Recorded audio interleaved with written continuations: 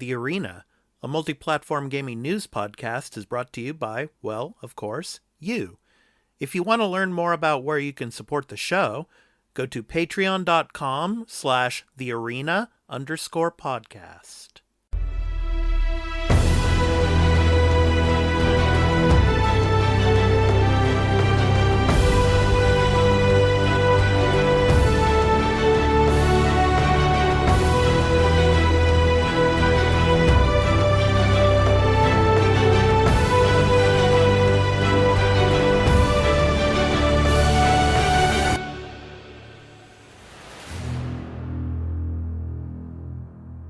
Hey everyone, welcome to The Arena, a multi-platform gaming news podcast, episode 46. I'm your host, Expat, along with my co-hosts, Burly of BurlyMenGaming and Turn-Based Carl. Burly, how you doing, man? Doing good. How are you? Doing good. Watched the Olympic opening ceremony last night over here in Japan. So it was pretty nice. It was a nice ceremony,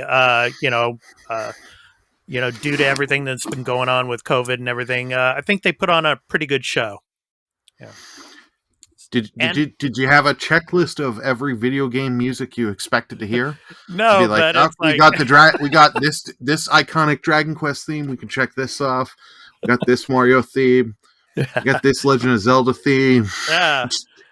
Yeah, they were playing it all, man. It was pretty cool. So, hey, Carl, how you doing, man? Doing good. I mean, if we're talking about things we watched last night, I watched Masters of the Universe. Excellent. The new series on Netflix. Excellent. Yeah. Not really relevant, but hey. Hey, it takes precedence over the Olympics, right? Yeah. When Carl, when did you get the opening ceremony? Was it live for you guys in Florida as well? I don't even know. I didn't watch. So okay. Yeah. I should have. Honestly, like I do like the Olympics. It's just busy with other things. Yeah. But,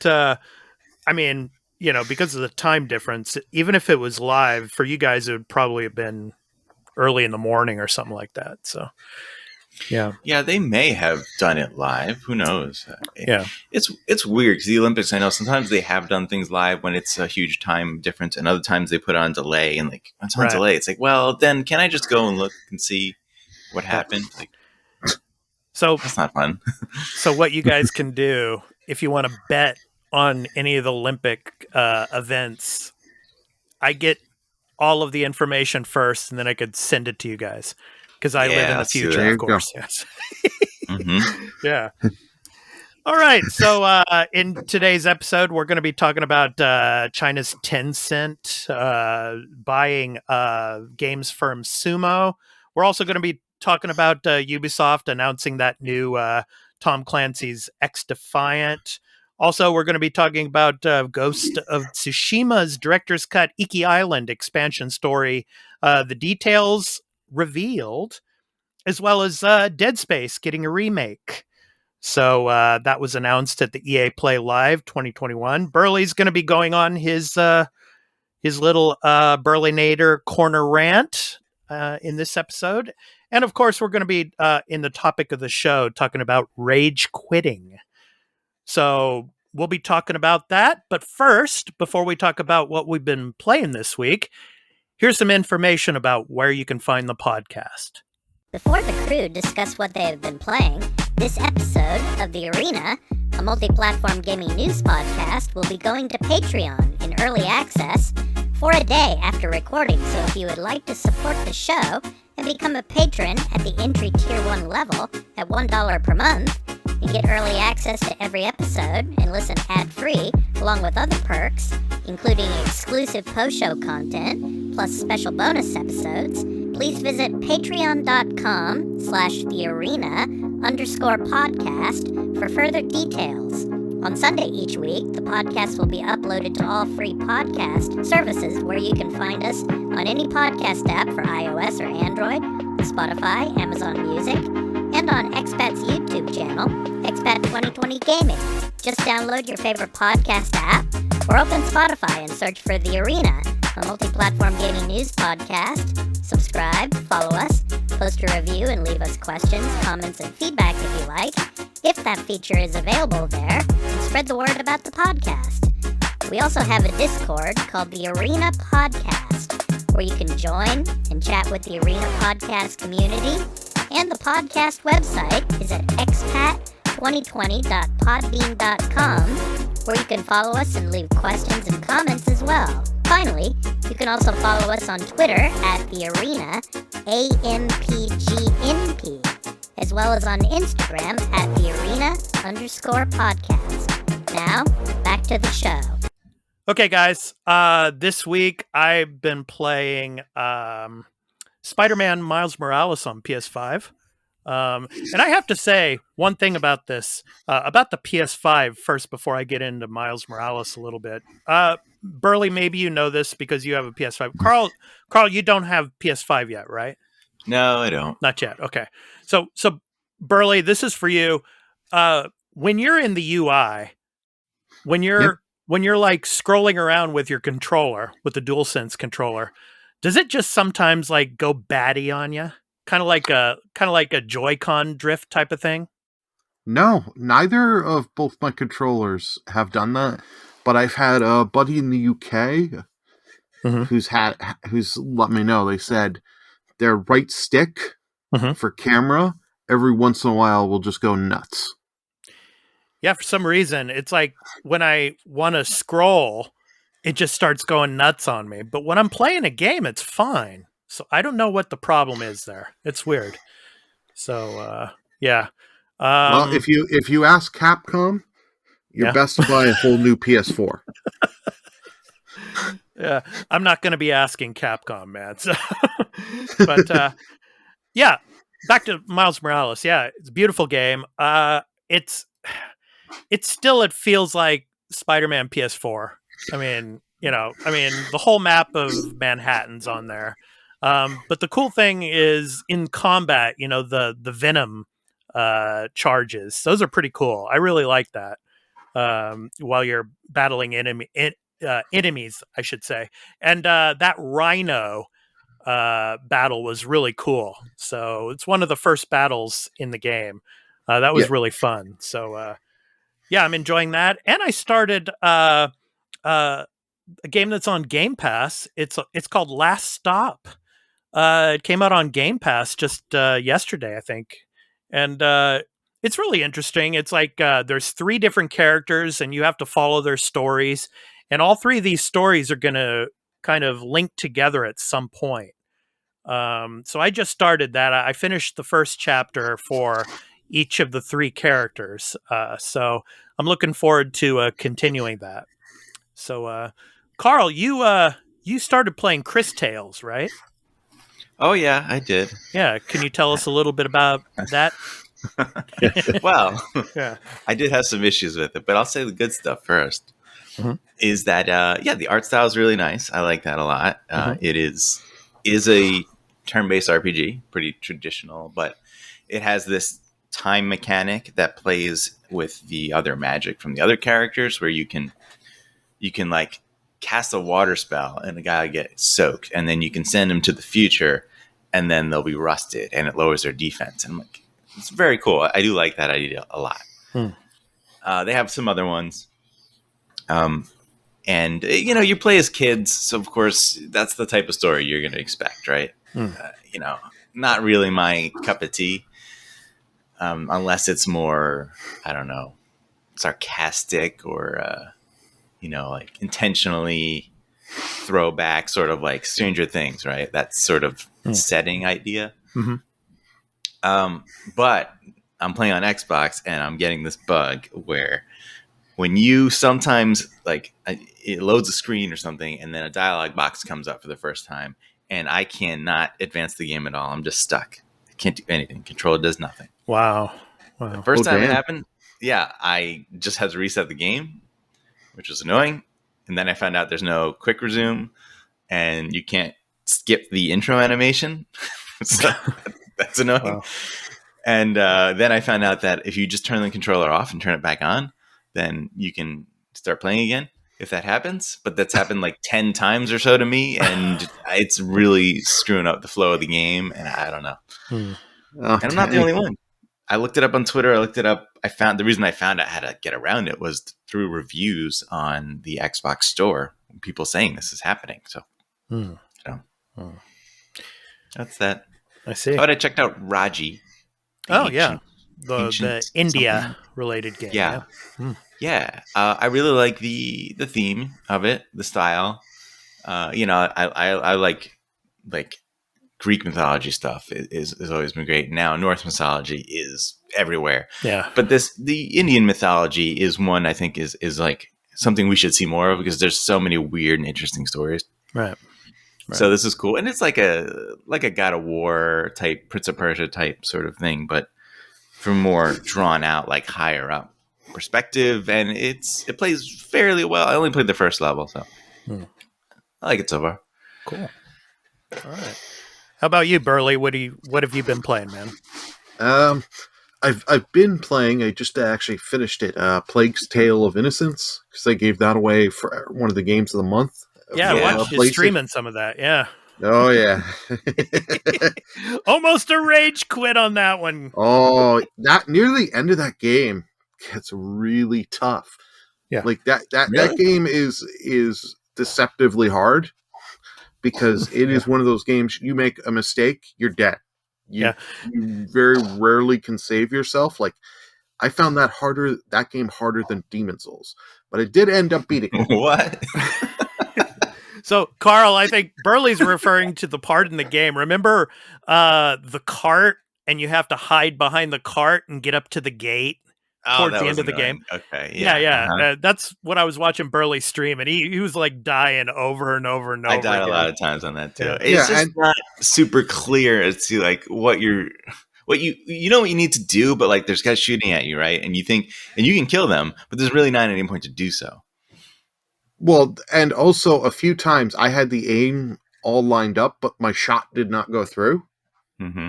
So I had a few times of that where it's like I've lined up the shot perfectly. Oh, your shot just goes through the body.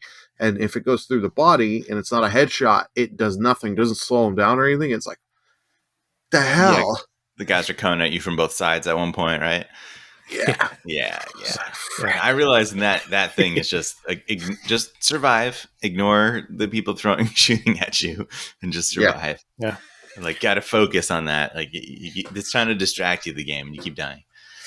Burly, how was the final boss battle for you? That was that took me a little bit, but I did make it through. Like so many times, I got close. I was at the last hit, and they just made a small mistake. I had to have someone in my chat shout out to Kill Till Dawn for staying with me and him telling me, "You're so close," and keeping me going. Yeah. That's a cool final boss. I enjoyed it. Yeah. A little bit of puzzles in it as well. So it was a cool game. So looking forward to the second one. Yeah. So maybe there'll be some more carts in it, Burly, for you.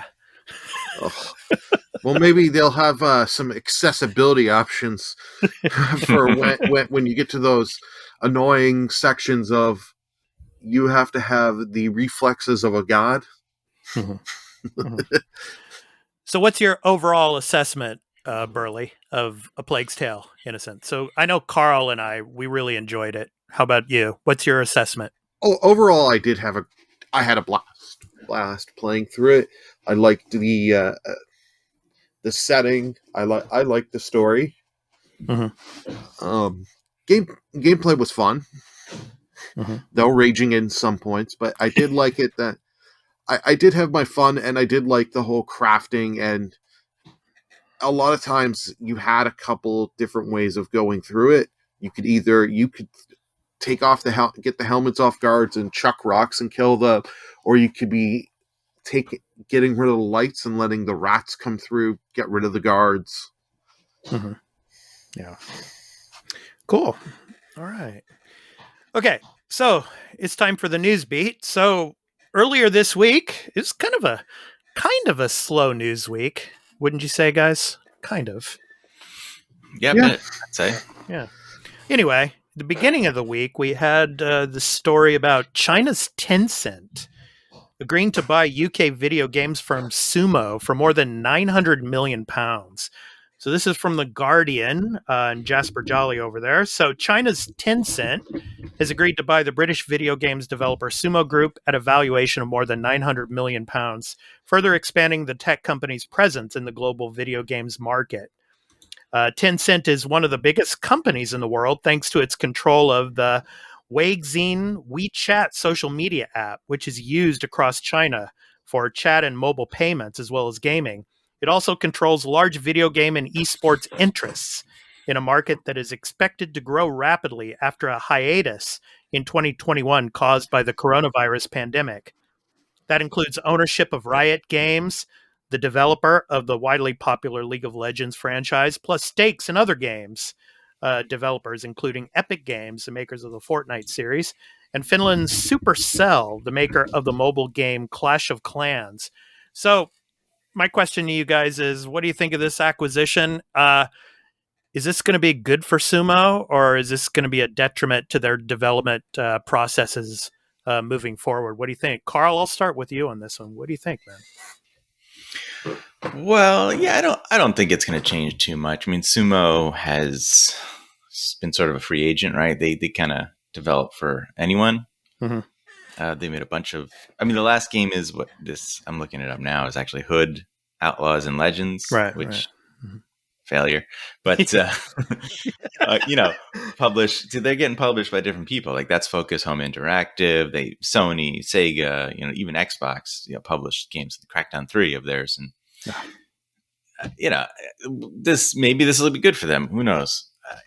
Maybe they'll have the budget and they'll be more focused and they'll make better games because they've made a bunch of different things all over. And I don't know, you could say anything here is great. Mm-hmm. I guess Sackboy, people like that one. That was the new recent game, right? Yeah.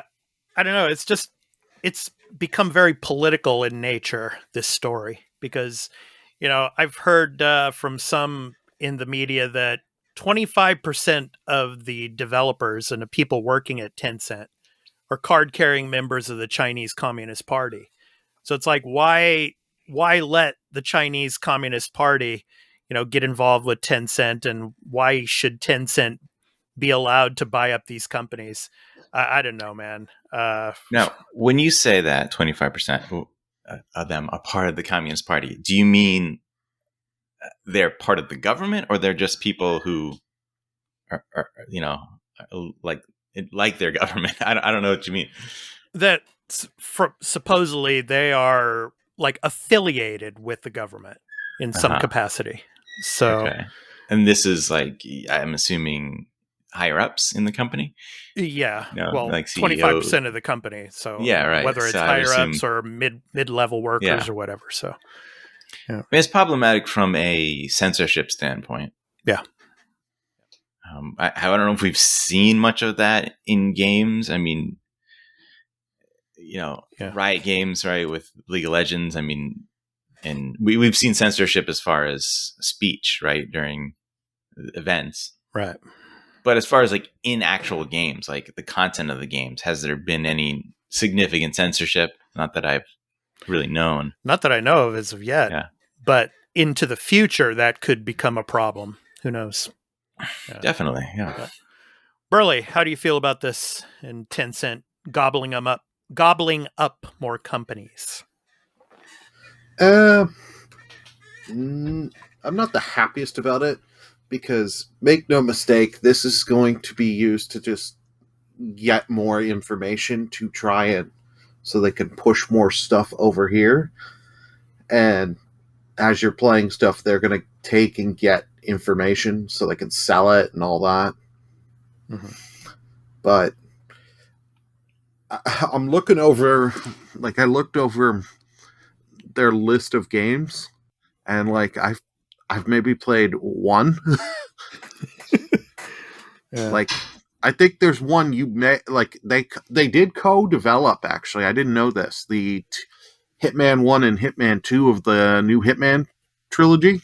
Oh, okay. Yeah, they helped co-develop that. They helped co-develop Dead Space Ignition. Yeah. So, but yeah, they just.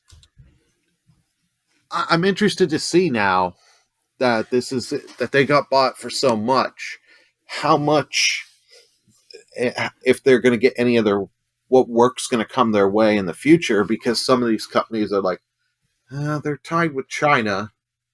Mm-hmm. Do I want to take that risk? Yeah. Do I want a PR nightmare? Hmm. And we'll have to wait and see. Yeah, they might not get the, like Sackboy. They're going to do Sackboy 2. Maybe Sony doesn't want to work with them. We're definitely not going to do Crackdown 4. That's for sure. No way. Not after Crackdown 3, no. Yeah. Okay, let's go ahead and move on. Next up on the list, so earlier in the week as well, Ubisoft had an event, and they announced a new Tom Clancy game called Tom Clancy's XDefiant. So it's developed by Ubisoft San Francisco. Hey, shout out to San Francisco, my home city. Tom Clancy's XDefiant promises realistic gunplay with personalized classes represented as factions with special abilities. Those factions, Echelon, Outcast, Cleaners, and Wolves. So these are from the perspective games. Like the Wolves came from the the Tom Clancy Ghost Recon series, and then of course the Cleaners came from the Division, so forth. So yeah. So on top of personalization and customization, gunplay is a top priority from what the developers said during the trailer. And Burly and I, we did a little bit of a talk on this, and it's up on our the Arena Citadel channel. So please be sure to check that out. So anyway, guys, what do you think? Is this game going to be boom or bust? Burly, I'll start with you on this one. What do you think? Boom or bust? Oh, this thing's gonna make money. It is gonna take off pretty well, because as much bitching as we say and people outrage give on these stuff, these games make a lot of money. Look at like Call of Duty Mobile, Valorant, and all them. All make a ton of money. But can this really compete against like Warzone? I have no idea. But with the way Warzone is, with all the cheating and the aimbots and shit, this could do well. But I think this is going to be starting the trend we're going to see with more and more with Ubisoft. They're going to be like, why do we make these big franchise games when we can make the free-to-play game experience sell a lot more and just put content out every so often? Carl, how about you? That's a sad story you're telling over there, Burly. Yeah, I want to be wrong, but the way it's looking with all the news we're getting with them, it's kind of hard to not pick that up. Yeah. So I have a question for you, Expat. Yeah. Can we talk about the June NPD instead? Yeah, sure. If you want. A little bit of a joke, but kind of serious. Like, I mean, XDefiant, man. It's it's another FPS. It's another free to play. Will it be good? Maybe. It could be great. Who knows? Will it be successful? Yeah, maybe. Who knows? Like, there's so many of these things. If you like them, that's great. Here's another one. Yeah. Chances are you're probably really into the one you're already playing. Yeah. Yeah. And unless this game is going to do something wildly different, or you're like super into these different Ubisoft Tom Clancy franchises, I don't really know how this one's going to really stand out above anything else. Yeah. I just think there's so much competition. I don't know how well it's going to do. You have your players of the Division, that might have had enough of the Division. They might want to come over, or Ghost Recon, but and since we're not getting a Splinter Cell, maybe this will kind of satisfy people in a certain way. I don't know. Yeah. But, Hey, Call of Duty Black Ops Cold War, number 2 for June. Okay. Yep. What was number 1? Take a guess. What do you think? You both played GTA it. 5. No. Actually, GTA 5, notably, not on the list. Wow. And that is surprising. That Yeah. is surprising. Yeah. Yeah. Animal A weird Crossing? one? No. More recent, because it's June. It's a new game. Oh. More hints. PS5. Uh-huh. Okay. Ratchet and Clank Rift Apart. Yay. Yep. There Yeah. you go. Yep. Number 1. Yeah. Now, it's $7 game, so I don't know if that is affected. Because these are in dollar sales, not necessarily copies. Yeah. True. Yeah, somehow Modern Warfare, Call of Duty Modern Warfare is at number 12. And I don't understand because that's a free game, right? Yeah. Well, no, Yeah. there's the free part of Modern Warfare, but like the free part of it is just Warzone. You don't get the, I'm sorry. Yeah. yeah, Warzone. you don't get the actual Modern Warfare's online Right. Okay. or You know or what? campaign. I'm getting confused about those games. It's so easy to, though, you know? Yeah. Yeah. CFD's cracked number 20. That's an interesting one, right? Yeah. Yeah. Who's buying Sea of Thieves? Why not just buy Game Pass? I know. Just get it on Game Yeah. Pass, man. Yeah. That's why I subscribed to Game Pass. I was like, oh, I want to try all these games, but I do Right. not want to spend $90 a copy on all It's this the- stuff. You know, and I It's saw the somebody PC, on Twitter. PC bros. Yeah, I saw somebody on Twitter too for that new game that's coming out, The Ascent, that we're going to be talking about later. It's coming out next week. The person bought the game because they want to support the developers and all, but it's like, hey, you can get it on Game Pass.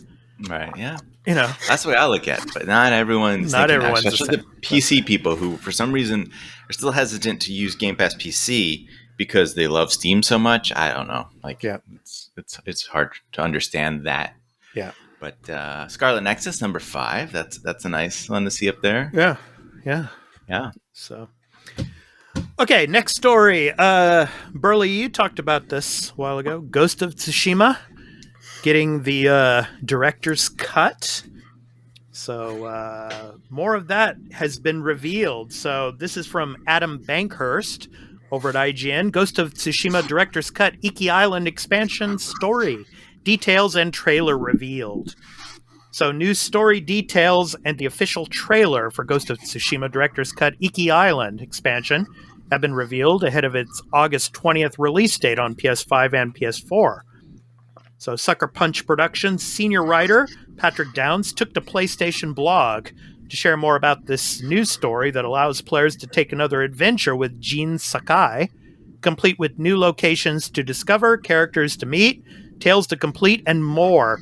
So I'm going to go ahead and read a little bit more of this because it details the expansion. So Iki Island is a real island to the southeast of Tsushima, and it was also invaded by Mongols during the time period that inspired Ghost of Tsushima. In the expansion, Jin Sakai learns of a mysterious Mongol tribe that has gained a foothold on Iki and is led by a revered shaman called Angsar Kutan. This shaman is known to her followers as the Eagle, and not only is she a conqueror of nations, but she is also a shepherd of souls and presents a danger to Jin and his people, unlike any they have faced. To stop this threat, Jin must return to Iki, a place he has gone once before. He will need to confront his old fears and deeply buried traumas while stopping Kutan and her followers. In doing so, he will also learn more about the dark past of Clan Sakai.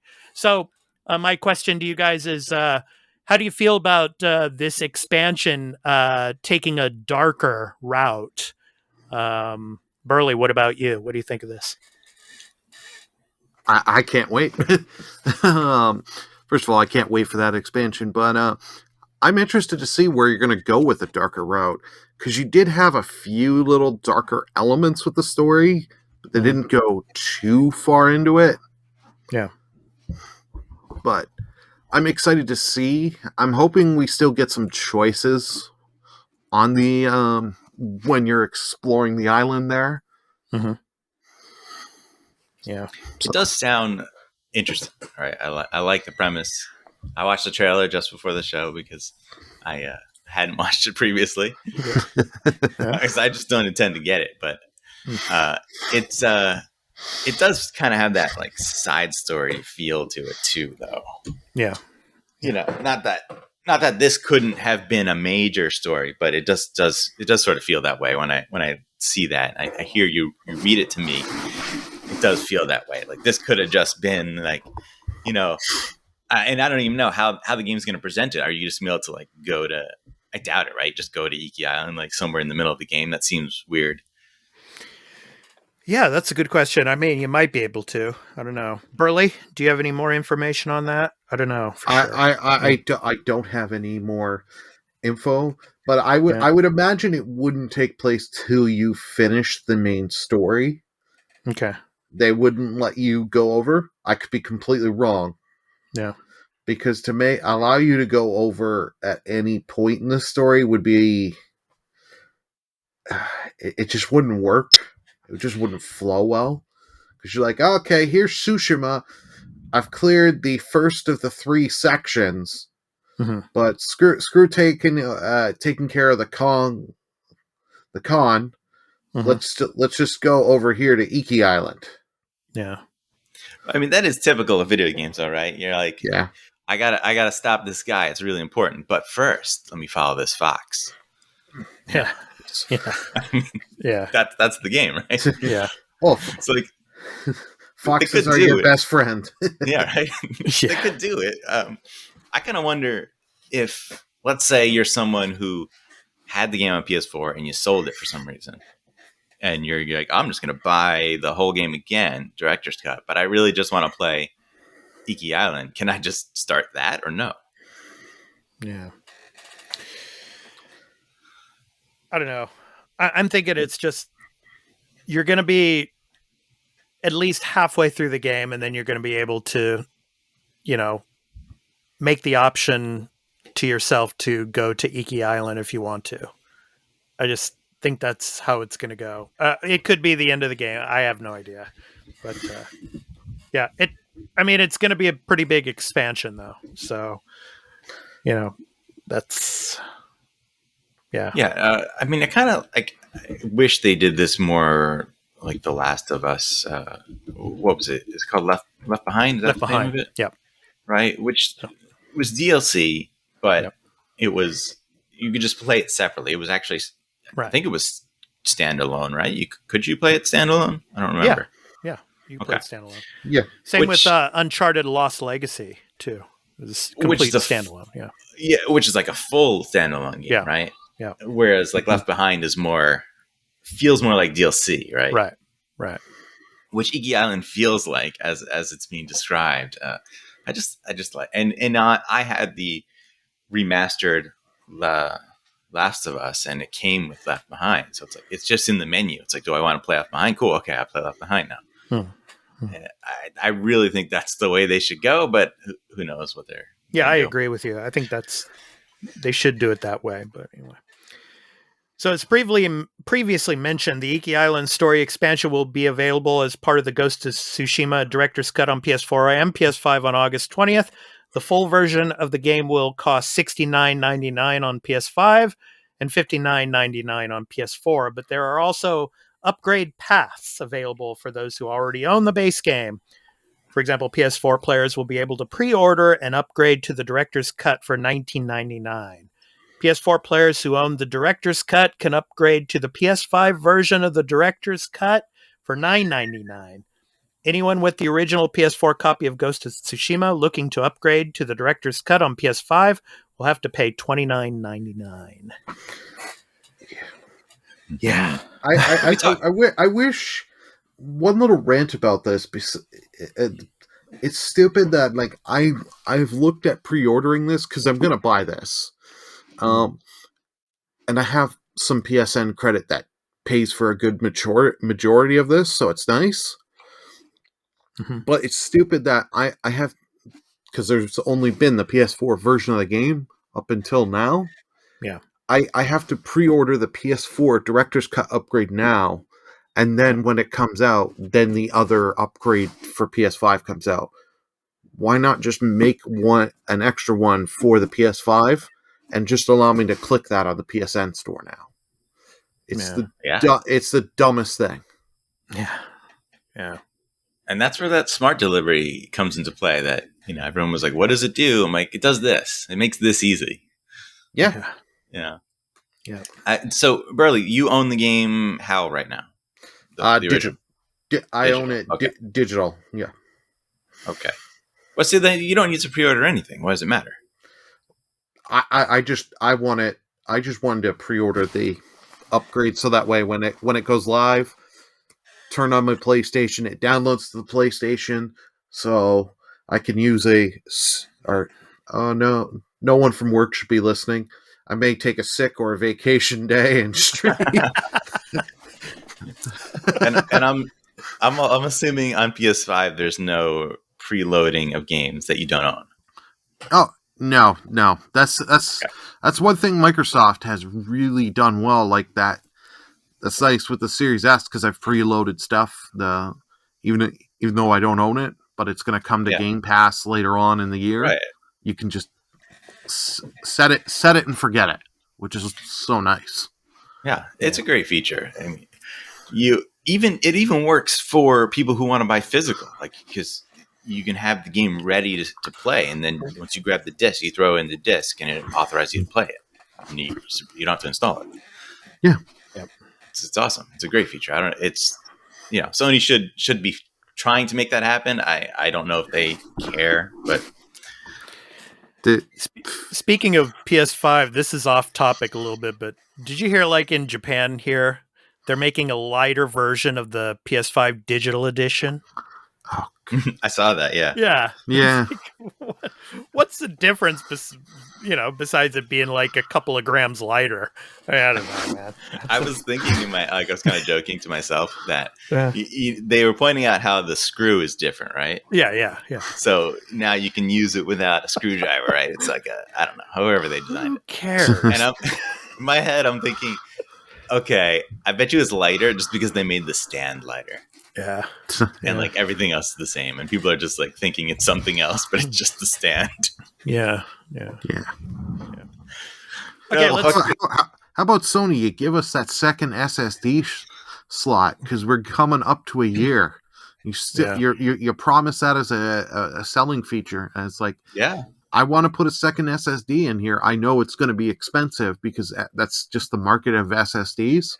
But I want more storage. Microsoft Day 1 came with the Seagate expansion cards if you want those. Yeah. Give me the option. They said it's coming this year, right? I forget the fact that it should have been there early or even within a year of launch. But like they said, okay, it's happening this year. And I don't remember how long ago they said that. But, we've got some time left. Man, you guys need to get the ball rolling on this. And do you remember there was that story about there's the update to the firmware that seemingly had something to do with the allowing the fans to go at a faster speed, which people think is like to cool the SSD that you'll put in the expansion. Yeah. Which I cannot wait to see those stories if that's true, and this thing starts sounding like a jet engine again or something because you put in another SSD. Oh man, God. Yeah. That system, man. It's like my PS4 Pro. I mean, when I'm playing like Days Gone or I'm playing like God of War or something like that, it's just like Yeah. Even PS5, thank you guys for beta testing that hardware. Yeah.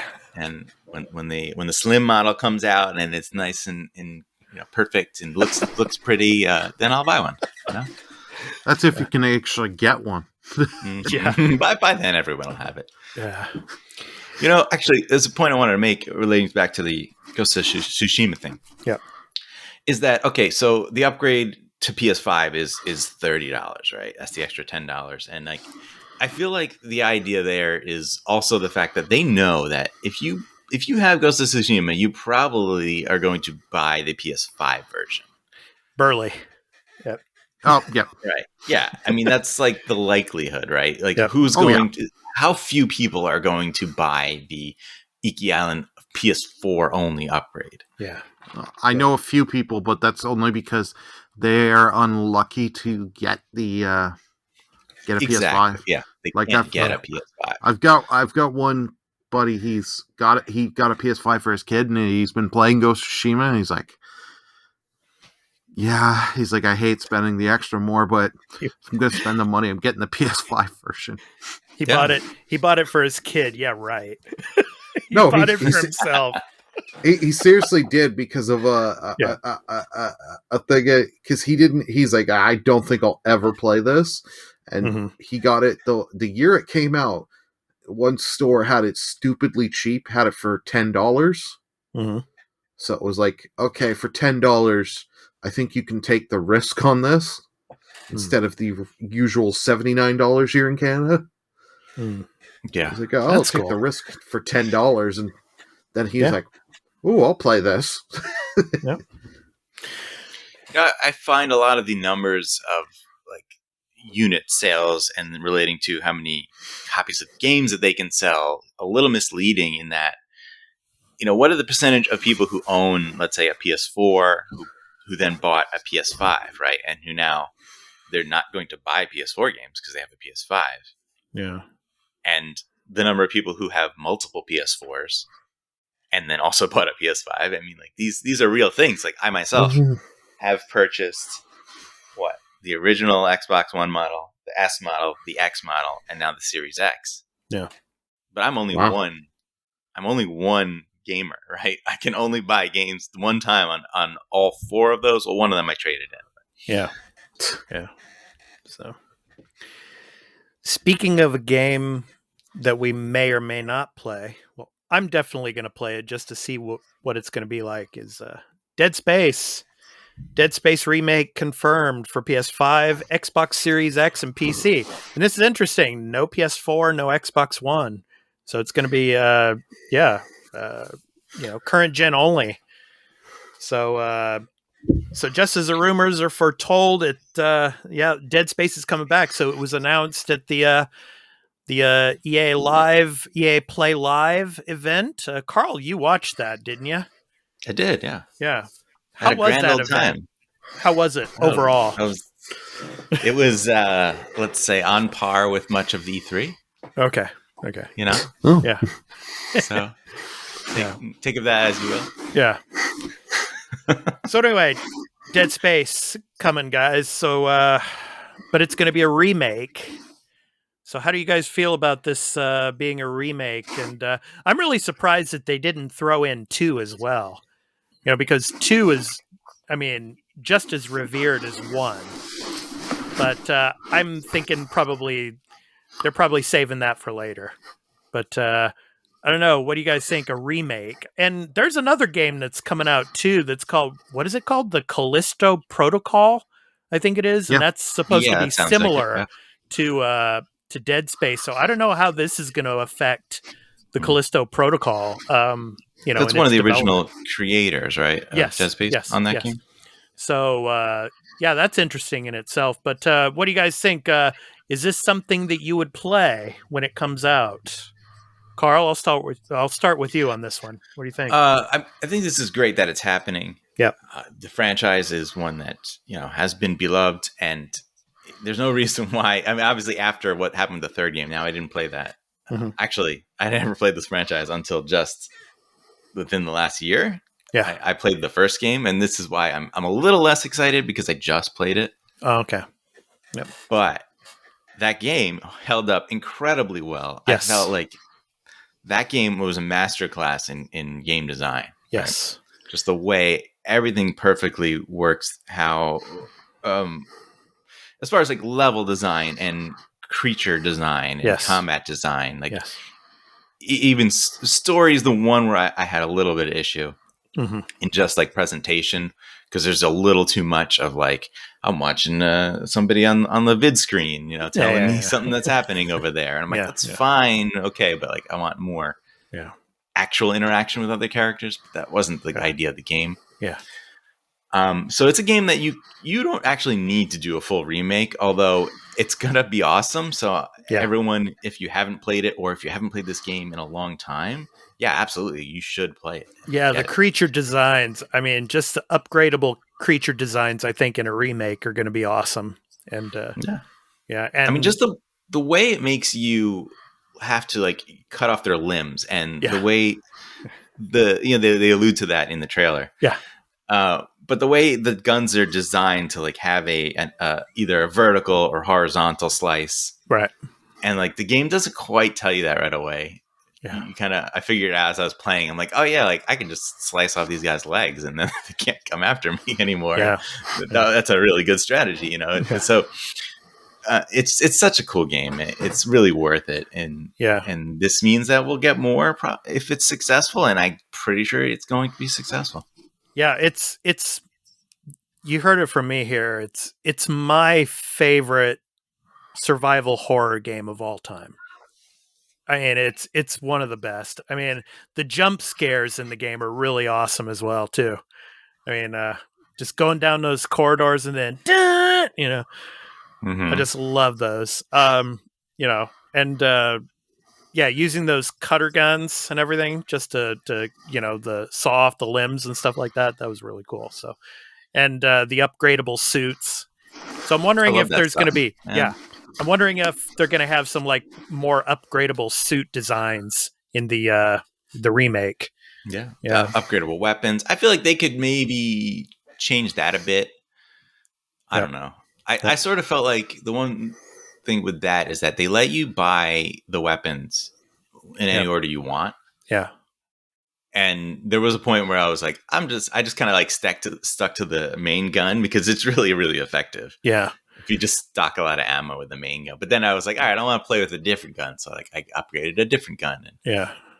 But I didn't go and like, I got this new gun, I'm going to test it out. It was more like, well, I don't want to spend the money on that. I want to just keep using upgrading this one, you know? Yeah. I was running into a lot of dilemmas in the game where it's like I would run out of ammo, and then when I would go to the storefront, I'd have to stock up on ammo as well. Yeah. So although it drops ammo, if you notice, it specifically drops ammo of the guns that you're using or holding. Yeah. So the strategy can be just hold the two guns that you want to use, and you'll just get ammo. Or I found another silly strategy. This is like unrelated, but carry a gun that has that valuable ammo. Yeah. So it drops valuable ammo that you can then sell, because some ammo is more valuable than others. Yeah. Oh. Burly, have you played the Dead Space series? I have not. I watched. I remember you streamed. I think it was Dead Space 3. I remember watching 2. Was it 2? 2 you streamed? Okay.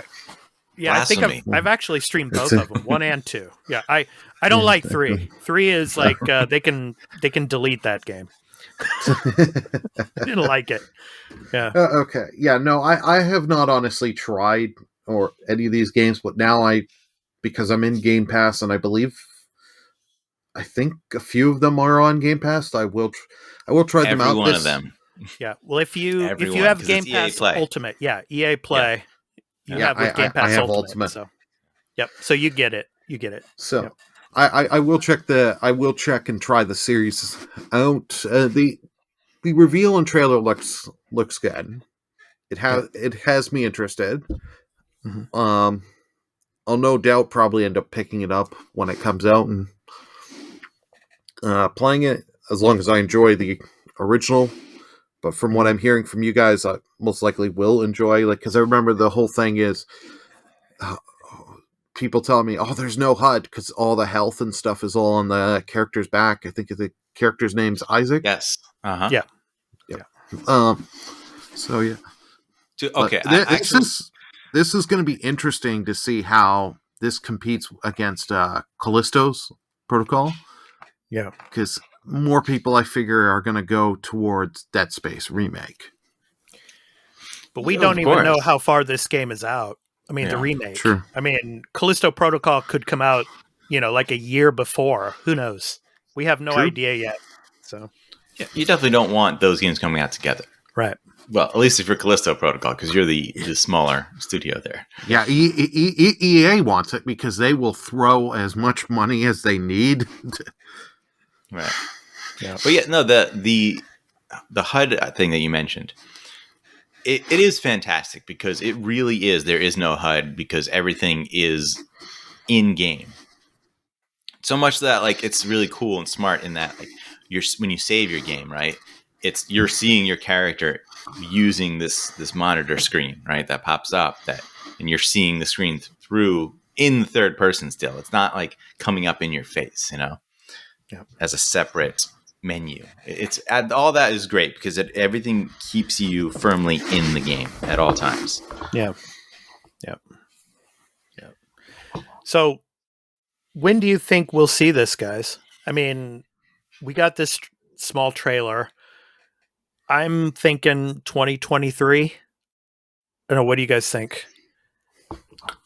I mean, for them to show this now, how far in development do you think this is? It's impossible to say with them, right? I mean, how many times have they teased Dragon Age 4? Yeah. Yeah. Who the hell knows? Yeah. I think you're right that this is a 2023 game. Like, it could potentially come next year, 2022, but being that we're still in a pandemic, I think the safer option is it will be 2023. Yeah. The question, I guess, is really the level of remake we're getting because does EA consider Mass Effect Legendary Edition a remake? Probably not.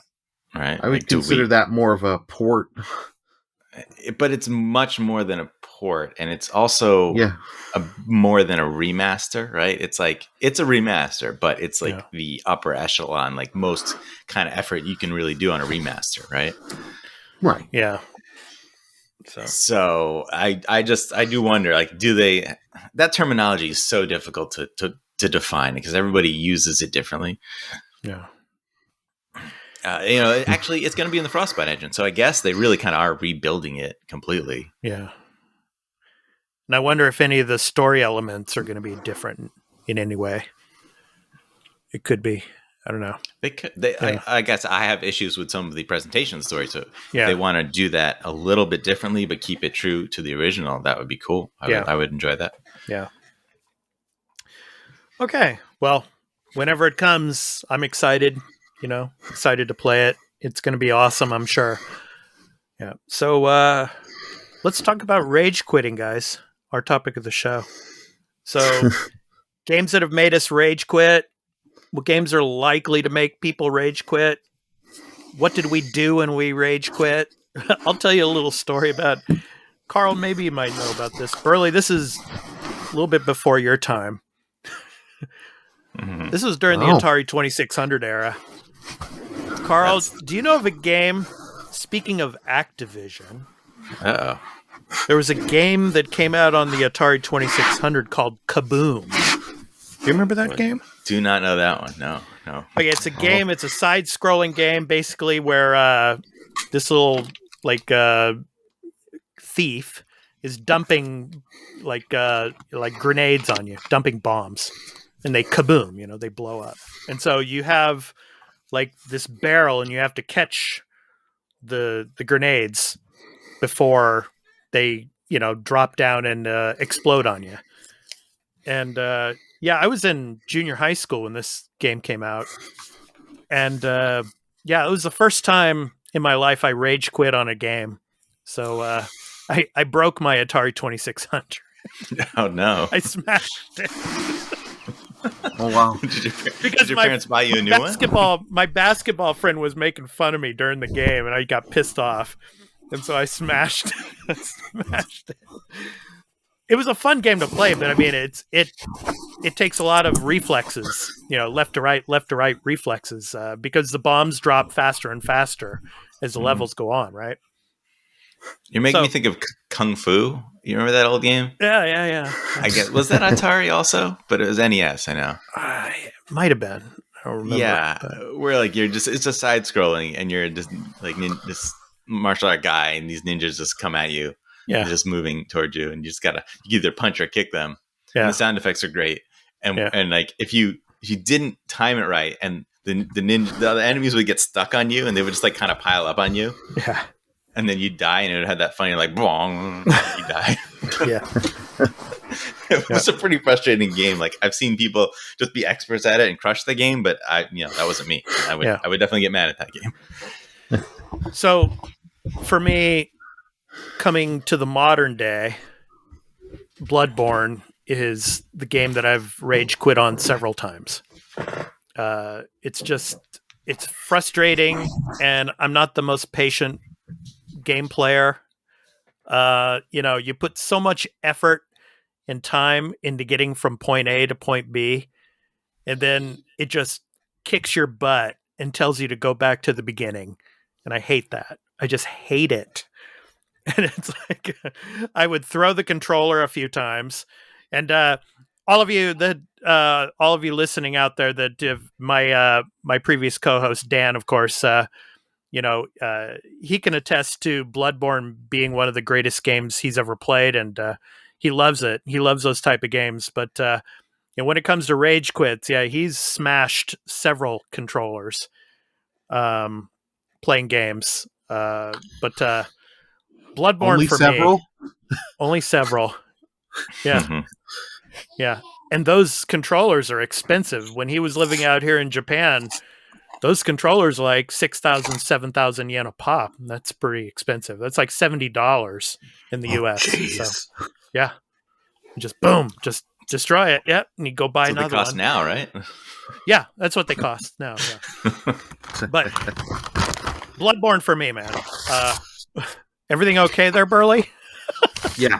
It's like you fell down there in excitement about smashing something or something. I had someone just deliver something to me quickly. Oh, okay. So I muted quickly.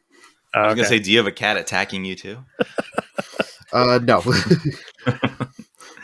Okay, so Burly, let's go to you. So some of your experiences rage quitting games, and what games were they? Well, Bloodborne, I agree, is one. Oh, frick! And I was foolish. I decided, let's stream this, and for any streamers or viewers that you've ever heard of this service, you'll as soon as I say it, you'll be like, you idiot. I did it with Streamloots. What Streamloots is a service you can have your viewers have them interact with streams. Mm-hmm. So they can make me drop the controller for 5 seconds, have my hands up, or have to play with my eyes shut for 2 minutes, or can't attack for a minute and stuff like that. So probably not the smartest way to start that game off. Having stuff like that, and you have a chat that's interactive. Yeah. But you should do that with the Pokemon game, and then I've done that. I did that with a Pokemon Kaizo mod. The people are just telling you, use Tail Whip. Or no, you can't. Or when I've done Nuzlocke runs, and you've got a Pokemon in low health, and it's like you can't switch. You have to keep that Pokemon out. It's like, well, this was my plan to use for the next little bit. Well, this spawn's dead.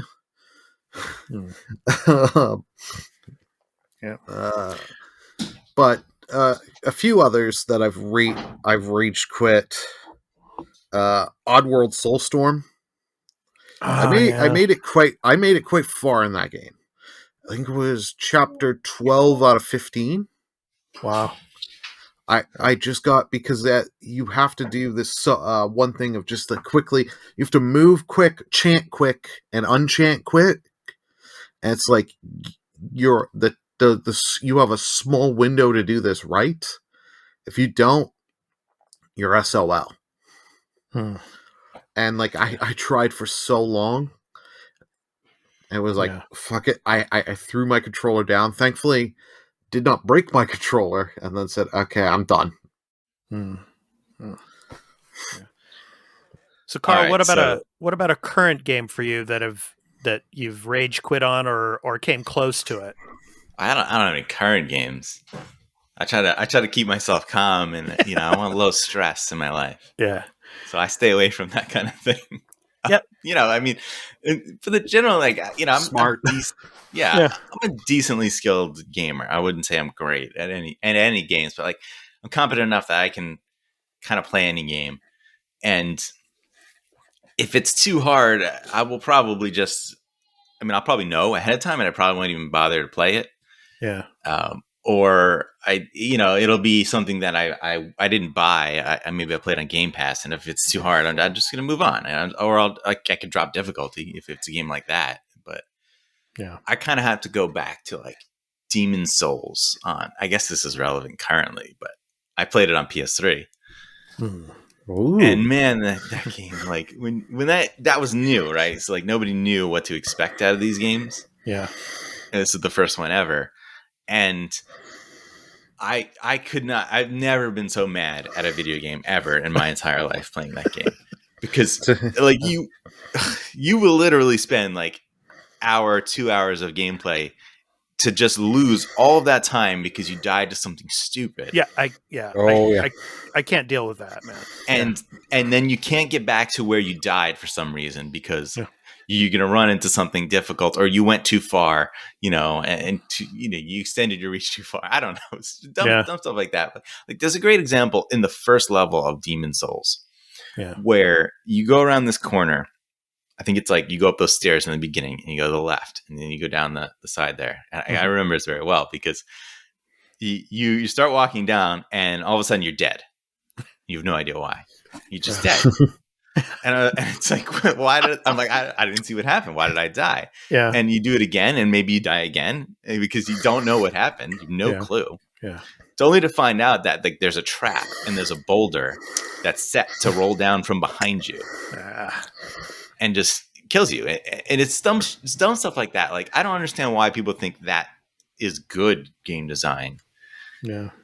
Because when you're playing that game, you're not going to notice those things. And I guess the idea is that in these games, they want you to die and come back and do it again. Like that's the game, right? Yeah.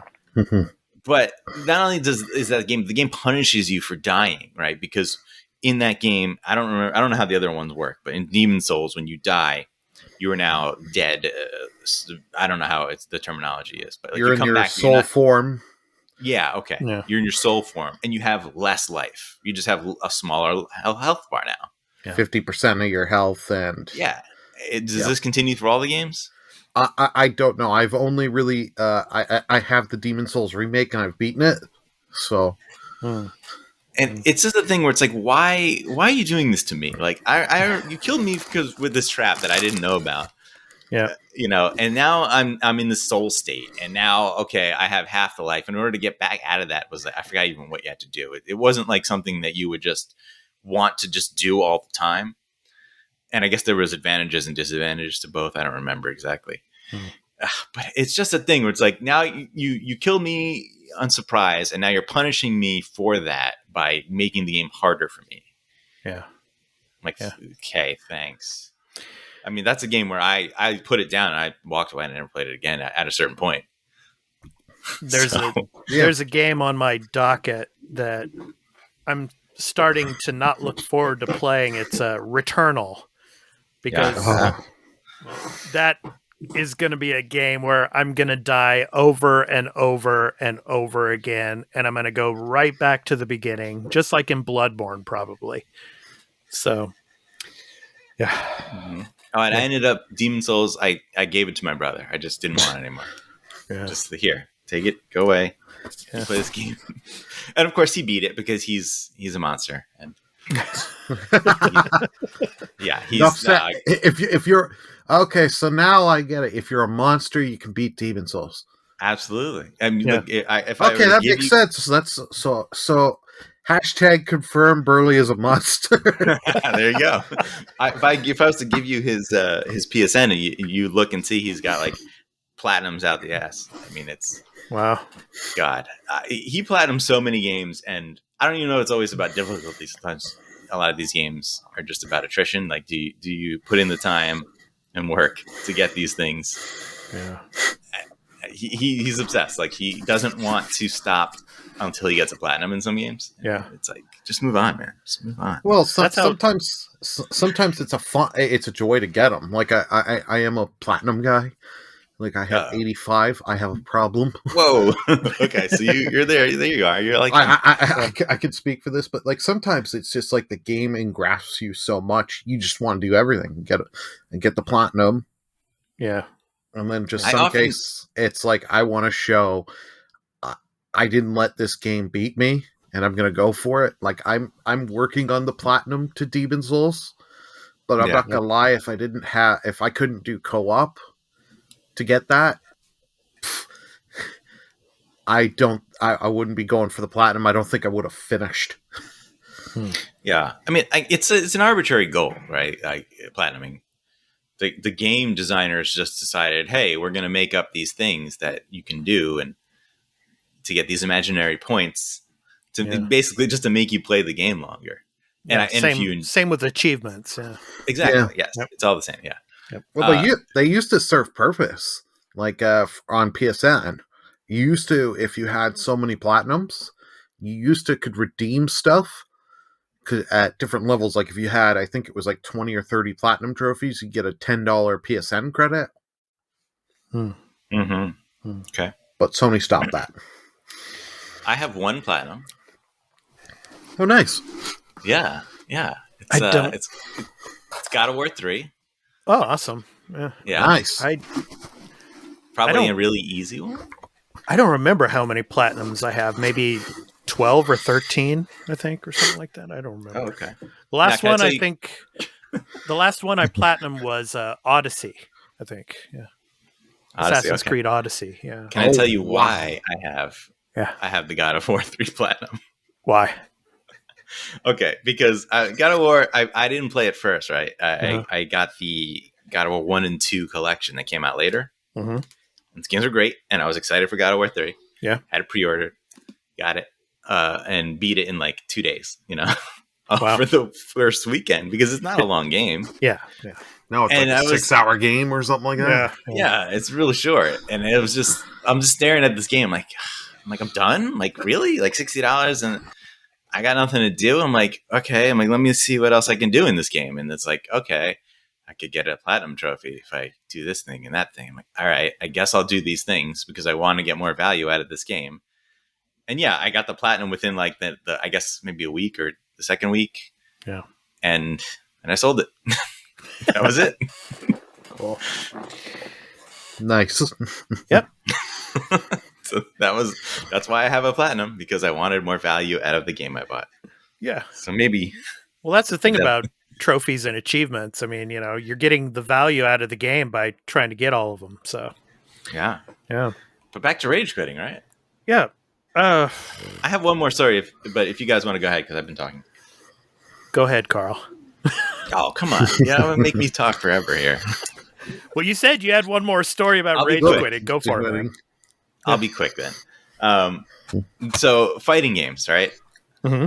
I think this is a good place for a lot of rage quitting, just because. So I remember back in the day, I used to love the Marvel vs. Capcom games. That series, right? All of them. Yeah. Marvel Super Heroes vs. Street Fighter, and Marvel vs. Capcom 2, of course, was the one where me and my friends were like all into it. We were all playing it, all getting pretty good at it. And we're all seemingly at a similar level of play. Yeah. Until one of my friends, I don't know, where he took the time of his life to just become a master one day. And to the point where I'm playing this guy and there's not a damn thing I can do to win a single match against him. And it's a situation where it's like, all right, that's it, man. I'm out of here. Like, I'm never playing. I don't want to play with you ever again. Like, this is bullshit. Like, just go away. Just, you just can't be part of this group anymore. You're too good. Yeah. Burly, I have a question for you when it comes to streaming. Yep. Do you think people that rage quit on stream tend to get more viewers or less viewers? I would say more in some cases, because you will. I've seen it from Discords and stuff where you get people will post a in the Discord, please go check this guy out. He's raging right now. And it's just like, well, I got to see that. I got to see him raging. I got to see this guy, this streamer having a breakdown here. Because it's just that morbid curiosity we all have as humans. Yeah. And then again, how rage quitting can affect mental health, not just in gaming, but in, the real world. That's something that we all as gamers should, pay attention to. So, we only live once, and, gaming isn't everything. It's a fun medium that we have, but then again, not everybody, participates in this medium. So we have to be careful. Yeah, I mean, that is a reason why I don't play a lot of those type of games. Like I said earlier, I was joking. Like, I do like to live lower stress, and I play video games to have fun and enjoy myself. If I'm not doing it, if that's not happening anymore, that's a problem. And it's gonna hurt. It's gonna affect my mental health if I sat down to have fun with the video game, and then an hour later, I'm just mad. Yeah. Thing that worries me is in the future, there's going to be more and more and more of those types of games that are going to frustrate us. And it's like, are there going to be any games left that I can just sit there and have fun with? That's what I kind of worry about in the future. We'll see. But I mean, there's always Nintendo games. Come on. I was just about to say that you're going to have your Nintendo, but they're not stupid. There's going to be companies that will. That will just make stuff because they know, okay, if I could make it for these hardcore gamers or whatever you want to call these people, that, or I can make something that everyone can enjoy, and just have people jump in and play. Yep. Okay, so let's go ahead and move on. That was the topic of the show. Thanks, guys. Rage quitting. So next up, Burly, it's your turn, the Burlynator Corner. So this week, Burly is going to talk about the Final Fantasy Pixel Remaster. So take it away, Burly. The good old Final Fantasy Pixel Remasters. That was still, I remember when we were live streaming the Square event for E3, and they showed that briefly. And then we got the whole thing, Steam and mobile. Yeah. Well, now Valve stepped in and said, hey, you can play these mobile with the Steam Deck. Great. But Square has now come out and said, well, if there's enough demand, we could bring these to other platforms, which I take it as because Square has done this before with the Chrono Trigger, because they said I think it was when Chrono Trigger came to the DS, they said, if it sells well, we'll do more with this universe. And I guess it didn't either sell well or Square has no ideas, and they haven't really done anything since. Yep. Yeah. But for these Final Fantasy Pixel remasters, we've gotten a little bit more information. We are getting all the music for the game. You've got a way in the menu. I think you can go in and get all the music, get a bunch of the art for Yoshitaka Amano's art for the game. And they're updating the bestiaries and stuff like that, where you can see on the maps of all the different enemies. I see. Go ahead, Carl. Sorry. They look pretty. They're more. It's more than what I actually expected when it was first announced. I thought it was just going to be, a sort of upscaled, higher res version of the exact same thing. Which it seems like there's additional art and stuff, right? Like the backgrounds, Yeah, so like they've added to it. So there's like beautiful high res backgrounds and things that didn't have anything. Like Final Fantasy 1, you see like the whole town in the background in certain battle when there was just a black screen in the original. And I'm sure there's been other Final Fantasy 1 versions that I never played that had similar things. Yeah. But yeah, they look cool. I honestly I actually don't think that there's a huge market for these. Yeah. Because while they are great games, and you should probably play them if you're a big fan of these and you've never tried these, I don't know that there's a lot of people currently of newer generations who are going to want to go back and really put a lot of time into these games. Yeah. Yeah. I can see parents here in Japan like getting their kids to play them on their cell phones. Yeah. But it's a nostalgia thing for me. I look at it and it gives me the feels. Yeah. Is that enough for me to play a game today? No, it isn't. Mm. Or at least if I would turn it on, I would play it for like a couple hours and then I would never finish it. Yeah.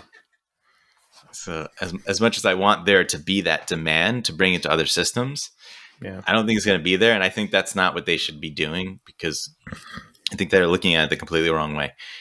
The demand isn't going to be there if you don't put those franchises on other places and other systems. Yeah, I agree. Yeah. Yep. So you have to just, I guess, bite the bullet and pay the $5 to make this game on another system. I'm joking like the amount, but how much would it cost to put these games on PlayStation and Xbox? And the Switch, right? Exactly. It wouldn't cost too much, and it's not like Square is some small niche company. Square has the money. Square should have. I would have thought with the haphazard that they did this at E3. Their whole E3 was mostly Guardians, and then for North America, and the rest of this stuff was, hey, this is for our Japan mobile market. Because that but I still can't get the fact that they would screw this up so badly. You would be like, well, we're going to put this only Steam or mobile. You're going to charge insane prices. Like to buy maybe Square. Oh, go ahead, Burly. Go ahead. I was going to say, like, the bundle here in Canada on Steam, and you save a bit by buying the bundle, was like $90-something. It's like, yikes. No, you make these $5 to $6 a piece. Yeah. And maybe for the SNS trilogies, you want to go like $7-8 because those are the better games. Not just graphically and better stories and all that. Fine, you want to increase those ones like $1 or $2 more than the NES trilogy game? Fine.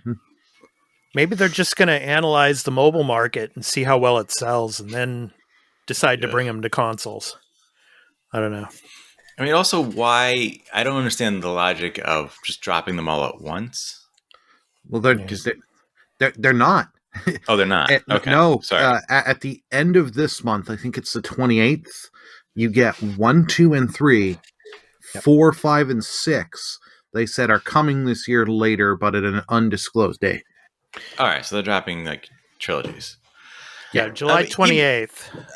Okay, that's a little better because it's all these games are really long games, right? It's like you're not gonna have the time to play all of them. Like, it would be nice to have like a cadence. Like, I mean, I'm gonna bring up Game Pass again, but like Game Pass, they announced that all the Final Fantasy games were coming to Game Pass. Mm-hmm. They didn't all just drop one day or like multiple at a time. They were like, all right, here's 7.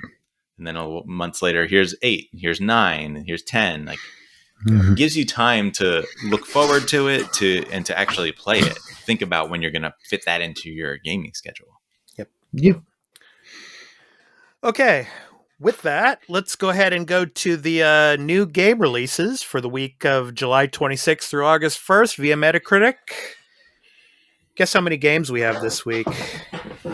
16 games, and I'm just going to briefly go over some of these because we just talked about the Final Fantasy Pixel remasters 1, 2, and 3, and that comes out on the 28th. But the first up on the list, Contra returns, but this is only for iOS. So Contra returns. Ooh. Is it Apple Arcade?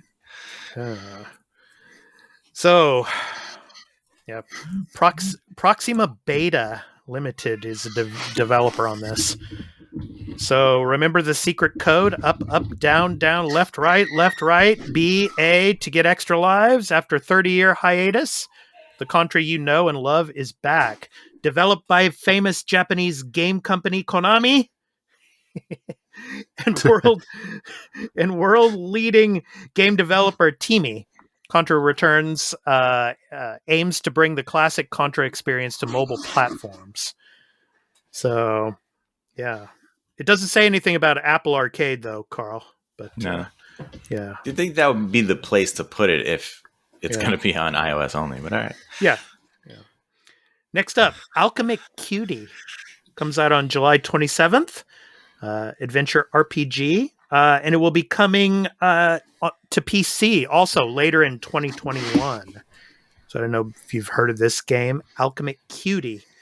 Over 150 quests, unique side quests for different NPCs, jelly deliveries, and even some weekly item delivery quests. There are up to 32 jelly shapes and 32 different colors to mix up, allowing for some super adorable and unique jellies. Wholesome competitions for your jellies happen on Wimba Island and will reward you with some awesome items. Yeah. So, Alchemic Cutie. Also on Xbox One. So, yeah.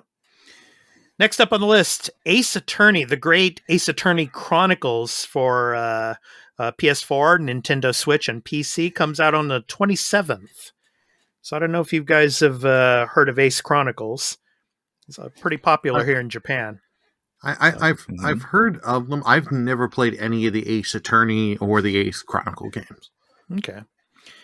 So with all the fun and drama, the Ace Attorney series set against the backdrop of Victorian-era Britain and Japan, there's sure to be no objection to the adventures of Ryunosuke Naruhodo. Naruhodo in Japanese means, I see. As he turns the courtroom upside down. What was that, Carl? I said very clever. Yeah, exactly. Featuring an intriguing, overarching mystery spanning across two games that promises to be the most engrossing story in the series yet. And Burly, just for you, Capcom. Oh, yeah. Was this the one they showed at the oh, go ahead. Best gaming company ever. Go ahead, Carl. So, you were saying? They showed one of these at the Capcom event. Was this the one? Yeah, I think so. The new one? Yeah. It's here, guys. Yay. Yeah. Next up on the list, here you go, Carl. Microsoft Flight Simulator comes out on the 27th. So for Xbox Series X. So I'm really wondering how this is going to run on the X. I've heard some reports, some reviews saying that it runs okay on the X. So anyway, from light planes to wide-body jets, fly highly detailed and accurate aircraft in the next generation of Microsoft Flight Simulator. Test your piloting skills against the challenges of night flying, real-time atmospheric simulation, and live weather in a dynamic and living world. So my question to you guys is, if you play this game, where are you going to fly to first? For me, back home to San Francisco from Tokyo. What about you guys? Yeah, I mean, I'll probably fly over where I grew up, Rockland County in New York. Oh, cool. Burly, how about you? I'll go right over near the city, and then I'm like, nope, I don't want to be there. I want to be in the suburbs. I was gonna say, like, I would fly over where I grew up, but I watched another streamer. They did that in their stream, so I would just fly over other parts of Canada that I've been, probably out in Nova Scotia, show that off, and just other parts I haven't been in Canada. Cool. All right, next up, I got it pre-installed. It's ready to go. Yeah, that 100 gigabytes, right, Carl? Yeah. I was reading that you don't have to do 100 gigabytes. There's an option where you can. It's the full game with the offline mode is 100. But I think it's about half that if you don't do that. And it actually, the visuals are better anyway if you play online because it's using cloud technology. So yeah, I just don't care. I'm not gonna do that. Yeah. I got internet. Yep. Next up on the list, Neo, The World Ends With You comes out on PS4 and Nintendo Switch on the 27th. So I really like the art style of this. I'm probably going to play this. And Burly, I might actually stream this game. Thinking about it right now. So only the possibility of you can change our fate. A long-awaited new story in The World Ends With You series has arrived. Rindo comes to the grim realization that his life is on the line when he is forced to compete in the so-called Reaper's game. There's no telling how this tale will unfold, but it's up to you to find out. Put your psychic prowess to the test as you duke it out on the stylishly animated streets of Shibuya. Features delve into a vividly illustrated Shibuya, animated with style, music, and monsters. Collect and wield hundreds of psych abilities to battle surreal threats, investigate the world around you, and beat the Reaper's game to survive. So role-playing action RPG, yeah. So on the 27th. Yeah. So kind of reminds me of, what is it, the one I was playing recently? Does it come to mind now? Burly, which is the one that I was playing? It's like gone. Scarlet Nexus? No. Yeah, that's it. Yeah, thanks, Carl. Scarlet Nexus. So the psychic powers and all that. Yeah, it's like it left my head for a second. It came back. Yeah. Scarlet Nexus. Yeah. So psychic ability, psychic powers, stuff like that. So yeah. Next up on the list, Samurai Warriors 5 for July 27th for PS4, Xbox One, PC, and Nintendo Switch. So have you guys played Samurai Warriors before? I've played one of the, I think it was 3 I played. Okay. I had fun. Yep. Experience exhilarating action set in a dramatic historical setting in Samurai Warriors 5 as the latest numbered entry in the Samurai Warriors franchise. The story, characters, and visuals have been reimagined to set the stage for a thrilling new series. Okay, I'm going to stop there. It goes on and on and on. So action, beat 'em up, 3D. So yeah, Samurai Warriors 5. So next up on the list, Splitgate Arena Warfare comes out on July 27th for consoles, PS5, Xbox Series X, PS4, and Xbox One. So rewire your brain to frag with portals. Use portals to outsmart and outplay your opponents. Flank them from behind. Use momentum to fly through the air to new locations or quickly flee from a dangerous position. So action shooter, first-person tactical. So it comes out on the 27th. Also on PC as well. So, and then here's one for PS5, PS4, PC. Comes out on 27th. Tribes of Midgard. So Carl, you were talking about earlier in the show that we're getting lots of, like the Norse mythology types of games. So here we go. So Tribes of Midgard. So in Tribes of Midgard, players can play solo or co-op with a team of up to 10 players to resist the oncoming invasion of giants during Ragnarok. Set in worlds full of dark creatures, hidden gods, and abundant materials to be uncovered, players begin the game as a Viking living in a village that houses the seed of Yggdrasil. I think that's how you pronounce it. I'm not sure, but which is the last bastion that protects the gods from the other realms. Fans will need to explore the wilderness to craft new weapons and be prepared to defend the sacred center of your village from the grim shadows from Helheim that prey upon its power. All the while, giants stalk ever closer to the village, seeking to destroy Midgard and fulfill the prophecy of the end of the world. So, Burly, are you going to play this on PS5? No. I'll be honest. I remember when I saw this, I was like, this is one of these games where I'll play for 5 to 10 hours and be like, yeah, I've had enough.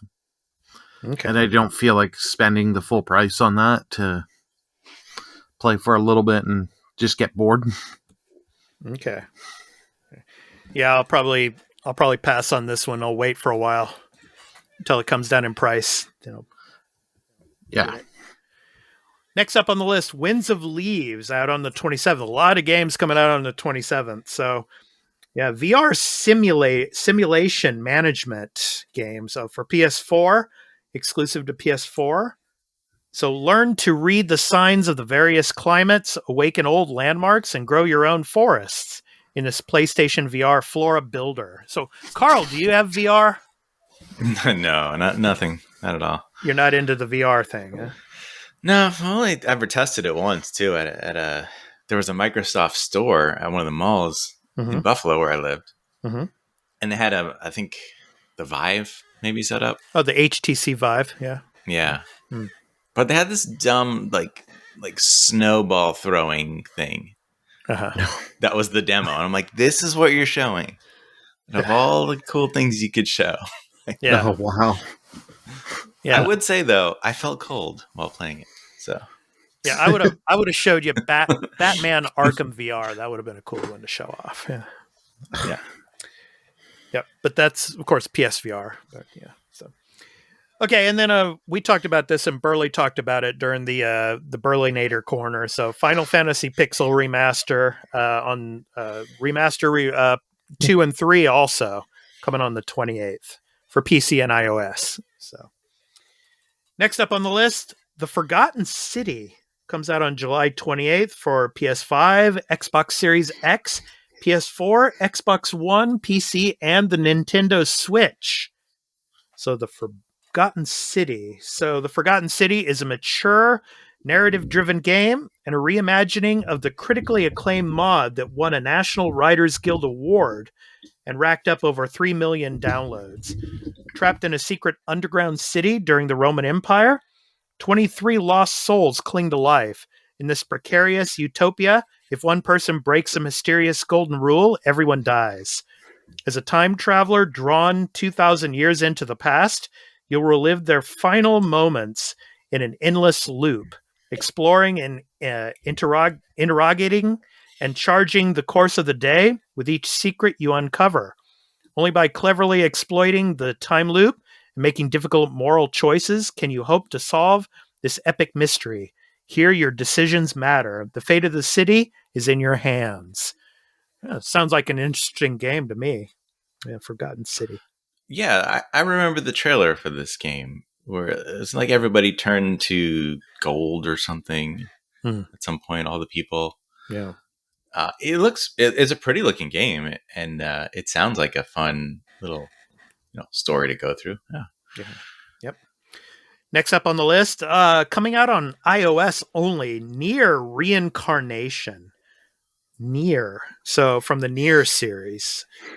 So on the cold stone floor, the girl wakes up. It was a vast space with large buildings lined up. Guided by a mysterious creature called Mama, the girl began walking on the cobblestones to regain what I lost and to atone for my sins. Role-playing Japanese style. No online multiplayer for this, though, but only for iOS. So Nier Reincarnation comes out on the 28th. Yeah. So next up on the list, Unbound Worlds Apart for PC and Nintendo Switch. So platformer adventure. So summon portals to overcome vicious beasts, devious puzzles, and fiendish platforming challenges. Master the unique powers of each portal to stop the collapse of reality while exploring lush, hand-drawn worlds and unraveling a deep narrative full of mysteries. So, yeah, it comes out on the 28th. So, I don't know if you guys have heard of that game, but this game here, next up on the list, this is the one that I'm most anticipating. I really want to play this one, The Ascent. Coming up on the 29th for Xbox Series X, Xbox One, and PC. Action RPG shooter. So, I'm really looking forward to this. You belong to the corporation. So, can you survive without it? The Ascent is a solo and co-op action RPG set in a cyberpunk world. The mega corporation that owns you and everyone. The Ascent group has just collapsed. Confusion and chaos ensue. Security and order are in disarray. And without protection, everyone is left to fend for themselves. Stop gangs and hostile corporations from taking over and discover what really happened. So, yeah, I can't wait to play this. It's going to be on Game Pass day one on the 29th. So, really looking forward to that. I really hope that I like the gameplay. I just don't know, Yeah. That's the beauty of Game Pass. You can try it, and if it clicks with you, great. If not, oh well. Yeah. Yep. Yeah. Yep. True. So that's it. Contra returns, Alchemic Cutie, The Great, Ace Attorney Chronicles, Microsoft Flight Simulator, Neo, The World Ends With You, Samurai Warriors 5, Splitgate Arena Warfare, Tribes of Midgard, Winds of Leaves, the Pixel games for Burly, Final Fantasy Pixel Remaster, Remaster 2, Remaster 3, Final Fantasy 3, of course. The Forgotten City, Near Reincarnation on iOS, Unbound, Worlds Apart, and The Ascent. So for me, it's The Ascent. That's my pick of the week. If I had to pick a second game, probably Neo, The World Ends With You. Because I've been playing Scarlet Nexus. And, But The Ascent looks really good, and looking forward to playing that on Game Pass. Carl, which one for you this week from this list? Yeah, I'm definitely going to jump into The Ascent. Absolutely. Microsoft Flight Simulator, I have it ready to go. Will I really play a lot of that? Probably not. But it's not really a game. But it looks like it's one of those things where you're going to turn it on and you're like, this is pretty and this is cool and I'm having fun. I'm like enjoying just the wonder of it, Mm-hmm.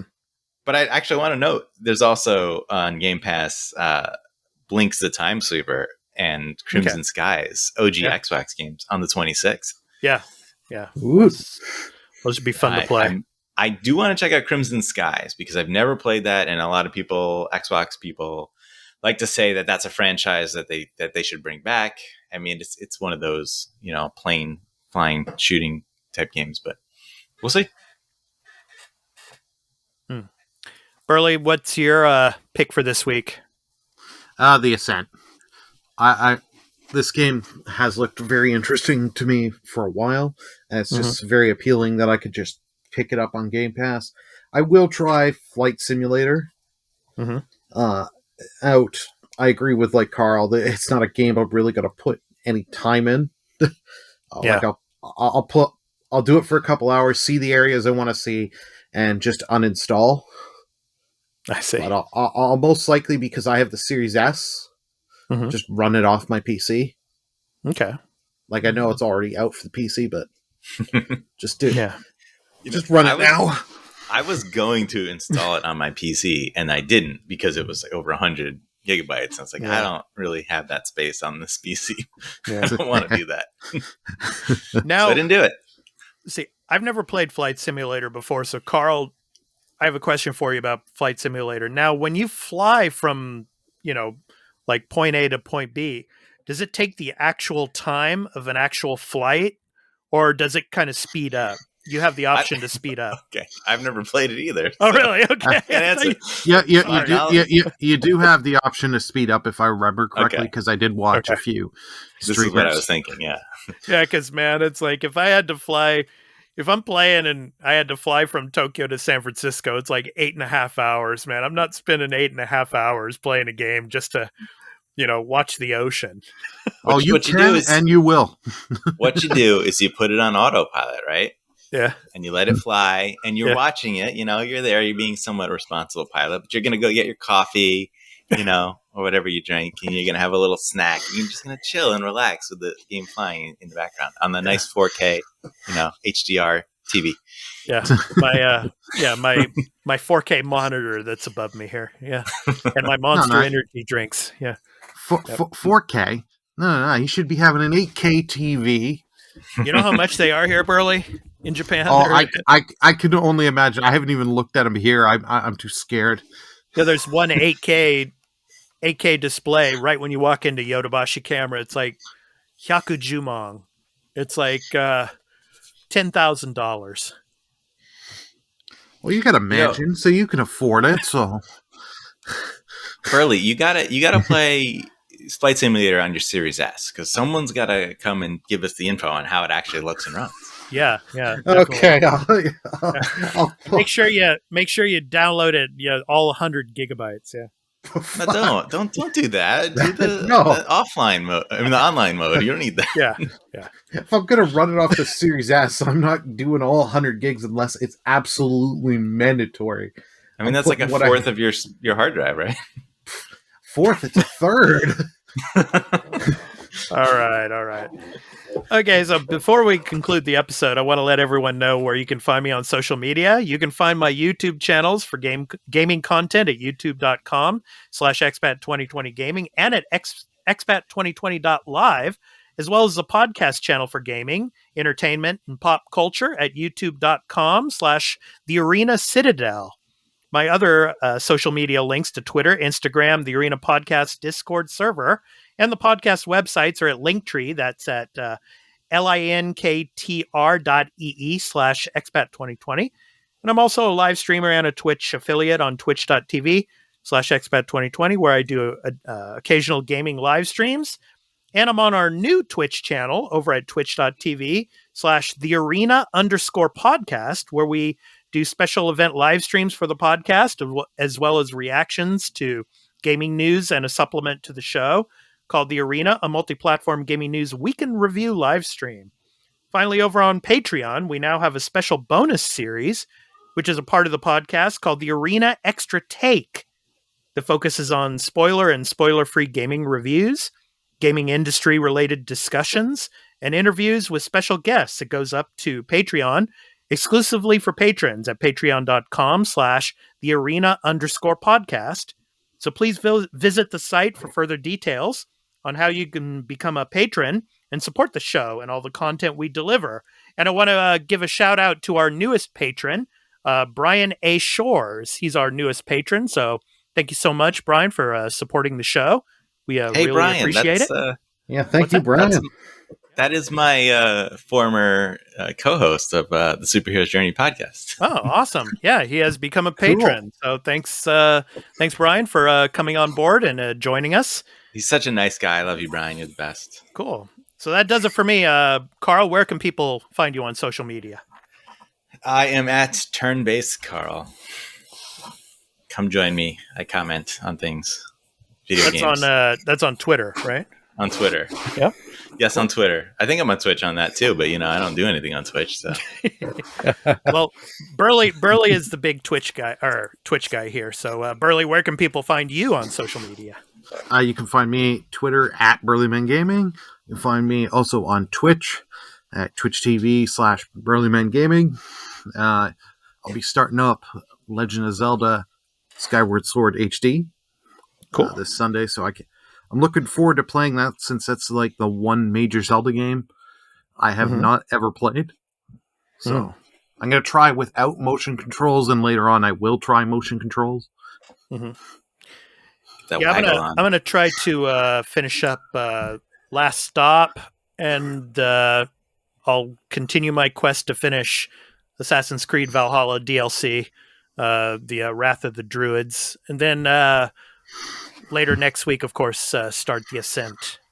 Yeah. So, Carl, what are you going to start playing? I mean, I do want to go back to Chris Tales. Mm-hmm. Although that bug's driving me nuts. I'm like dreading going back and just getting frustrated the next time it happens. Yeah. So I don't know. Maybe I'll play more Raji. Mm-hmm. And that's that. And then the Ascent, right? Of course. Yeah. That's a couple days. So, now we got a while. Yep. Got time to fill. Yep. All right. So to finish the episode, our indie recording artist spotlight. So this week's spotlight is on We Are the Good. Already having established themselves behind the scenes as a songwriting and production powerhouse, We Are the Good are now prepared to step out into the forefront. With styles ranging from garage and house to hip-hop to electro-pop, it's hard to pin down what genre We Are the Good lives in, and that's exactly how they want it. Made up of Ohio native Quentin Koblenz and Virginia-raised West Ryder, the duo formed in 2020 after leading production in R&B songs and crafting a slew of Christian hip-hop hits. From their album titled I Hear Trap in My Nightmares, and the song is called Beautiful Catastrophe. This has been The Arena, a multi-platform gaming news podcast, episode 46. I'm your host, Expat, along with my co-hosts, Burly of BurlyMenGaming and Turn-Based Carl. We hope to catch you in the next one. So take care, everyone. Peace out. Everything is twofold. What's joy is pain on the other hand. And what happens when the one that you love is the main cause of your suffering? I need you like I need air to breathe. I need you to save me from me. I'm caught in your wave, I'm drifting away. I need you to save me. Please don't let me drown. Please don't let me drown.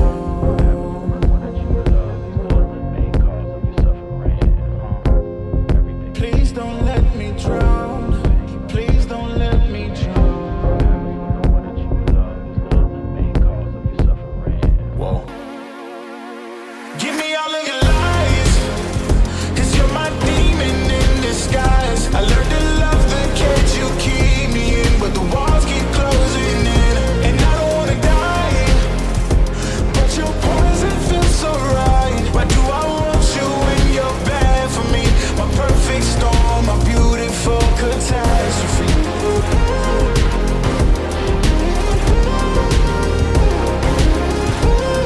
My perfect storm, my beautiful catastrophe. I'm drowning with all of this darkness surrounding.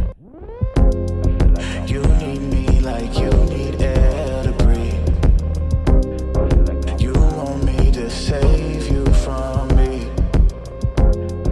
I know that you're trapped inside this wave. Who's gonna save you? Who's gonna save you from me? I can't see you drown. I can't see you drown.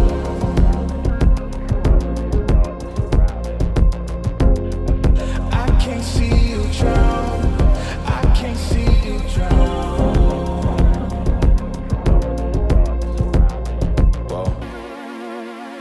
Give me all of your lies, 'cause you're my demon in disguise. I learned to love the cage you keep me in, but the walls keep closing in, and I don't wanna die, but your poison feels so right. Why do I want you when you're bad for me?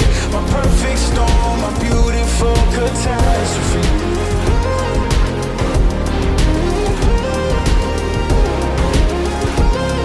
My perfect storm, my beautiful catastrophe. It's a toxic addiction. You're a guilty affliction. Yeah.